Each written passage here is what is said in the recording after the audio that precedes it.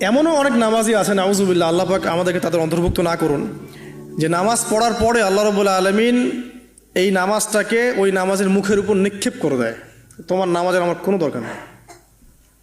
আল্লাহ পাক আমাদেরকে হেফাজত করুন। ধীর স্থিরভাবে পড়েন, রিল্যাক্সে, তাড়াহুড়ার কিচ্ছু নাই। ওমা খালাকতুল জিন্না ওয়াল ইনসা ইল্লা লিয়াবুদুন, শুধুমাত্র আল্লাহর ইবাদত করার জন্যই তো পৃথিবীতে এসেছি। হোক না দোকানটা 5টা মিনিট পরে খুললে কি হবে?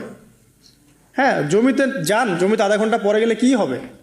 যে আল্লাহ পাক আপনাকে বাঁচিয়ে রাখতে পারেন, সে আল্লাহ পাক আল্লাহর পথে সময় দিলে আপনাকে অফুরন্ত রিজিকও তো দিতে পারেন, পারেন না?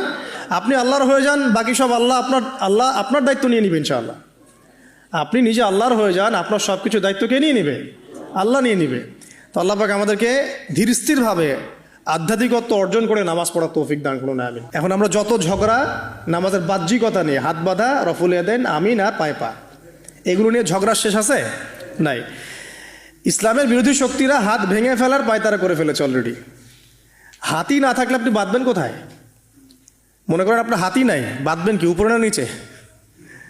তো এই হাত তো ভেঙে ফেলার পায়তারা করা হয়েছে। এখন আপনি পড়ে আছেন বাঁধার কোন জায়গায় বাঁধবেন সেটা নিয়ে, অথচ পুরো বৈশ্বিক চক্রান্ত মুসলিমদের বিরুদ্ধে, হাতটাই ভেঙে ফেলে দিবে। তুই বাঁধবি কোথায় হাত? তারপর দেখব। এটা আমরা বুঝতে পারি না। এটা বোঝার জন্য যে জ্ঞান, ইলম, নূর দরকার, তা তো নাই আমাদের মধ্যে। এই জন্য আপোষের ঝগড়া নিয়ে পড়ে আছি। যে ছোটোখাটো যে ইখতিলাফি মাসআলাগুলো চলে আসছে দীর্ঘদিন থেকে, এগুলোর কোনো সমাধানে আসতে পারবে না কিন্তু কেউ। পক্ষে বিপক্ষে কথা চলতেই থাকবে কিয়ামত পর্যন্ত, ওইগুলো নিয়ে আমরা ব্যস্ত আছি। তো আমি রিকোয়েস্ট করব, নামাজের আধ্যাত্মিকত্বের দিকে ফোকাস করেন। নামাজের আধ্যাত্মিকত্ব কি? আপনি আল্লাহর সামনে দাঁড়িয়েছেন, দুনিয়ার সাথে এখন আপনার কোনো সম্পর্ক নাই, আপনি এবং আল্লাহ, মাঝখানে কিছু নাই। নামাজে যা পড়ছেন, সূরা ফাতিহা, অন্যান্য সূরা, রুকুত, তাসবিহ, সিজদা, তাশাহুদ, দরুদ, অর্থ বোঝার চেষ্টা করেন এবং অর্থের দিকে ফোকাস করেন, আল্লাহকে পাবেন ইনশাআল্লাহ। সিজদায়, রুকুতে যখন যাচ্ছেন, আপনি চিন্তা করেন যে আপনি মহাবিশ্বের মহা শক্তিধর আল্লাহ রাব্বুল আলামিনের সামনে মাথা নত করেছেন। আপনি চিন্তা করেন যে আল্লাহ আপনাকে দেখছেন। এখন যখনই মানুষ নামাজে দাঁড়ায়, আল্লাহ পাক তার দিকে দৃষ্টি নিবদ্ধ করে, এবং যখন মানুষ এদিক ওদিক তাকানো শুরু করে নামাজে, আল্লাহ পাক মুখ ঘুরিয়ে নেন। হ্যাঁ, নামাজে ওই যে আমরা যে ডিজিটাল নামাজ পড়ি না, এখন ডিজিটাল মানে 4 রাকাত নামাজ 4 মিনিটে শেষ। এক রুকু করলে সেজদা পাওয়া যায় না, সেজদার তাসবিহ পড়লে আবার এদিকে দেখা যায় যে দ্বিতীয় সেজদায় চলে গেছে অলরেডি ওঠার আগেই।